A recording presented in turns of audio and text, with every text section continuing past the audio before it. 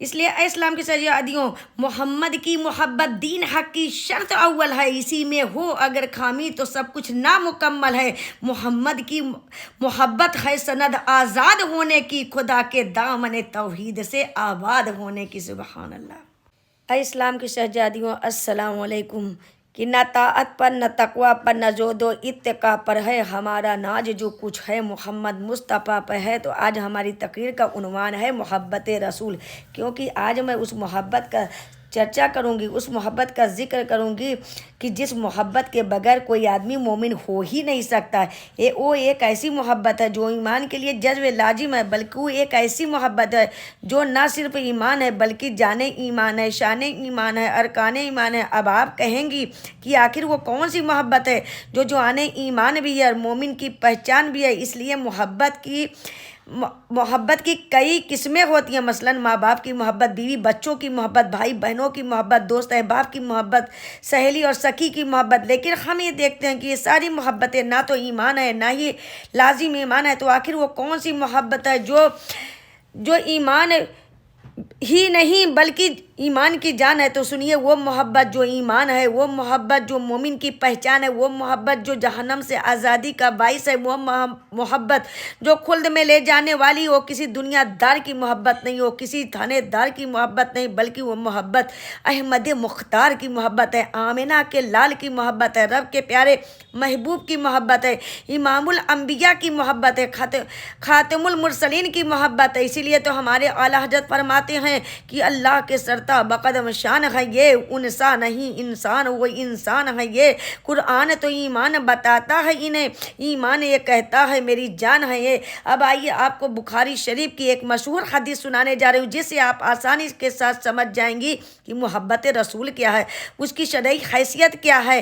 تو ہمارے آقا نامدار، مدینے کے تاجدار، سید عالم صلی اللہ علیہ وسلم ارشاد فرماتے ہیں، یعنی تم میں سے کوئی شخص اس وقت تک مومن کامل نہیں ہو سکتا جب تک کہ وہ مجھے اپنے والدین، اپنی اولاد اور تمام عزیز لوگوں سے زیادہ محبت اور پیارا نہ رکھے۔ تو معلوم ہوا کہ ہمارے سینے میں اس وقت ایمان کی روشنی جگمگا نہیں سکتی، اس وقت ہم ایمان کا چراغ نہیں جل سکتا، اس وقت تک دولت ایمان سے انسان بہرو بر نہیں ہو سکتا جب تک کہ وہ پوری دنیا سے زیادہ اپنے آقا نامدار صلی اللہ علیہ وسلم سے محبت نہ کرے۔ پس جس کے اندر جتنی زیادہ محبت رسول ہوگی اتنی ہی زیادہ اس کے ایمان میں پختگی ہوگی، اور اگر محبت رسول میں کمی ہوگی تو بلا شبہ اس کے ایمان میں بھی کمی ہوگی۔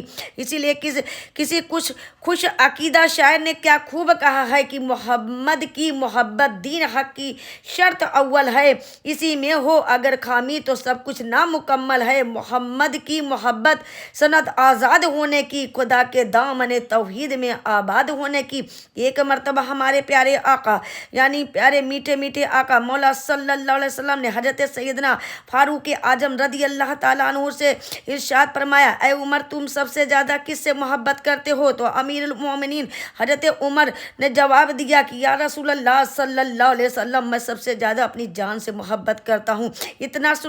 اتنا سننا تھا کہ آقا علیہ الصلوۃ والسلام نے فرمایا، عمر ابھی تمہارا ایمان مکمل نہیں ہوا ہے۔ حضرت عمر رضی اللہ تعالیٰ عنہ سوچتے رہے کہ آخر مکمل ایمان کیا ہے، کیونکہ میں تو بحمد تعالیٰ اللہ اس کے رسول کے سارے احکام پر عمل کرتا ہوں، خطاؤں سے بچتا بھی ہوں، جنت اور دوزخ، فرشتے، ملائکہ، انبیاء، مرسلین پر ایمان بھی رکھتا ہوں۔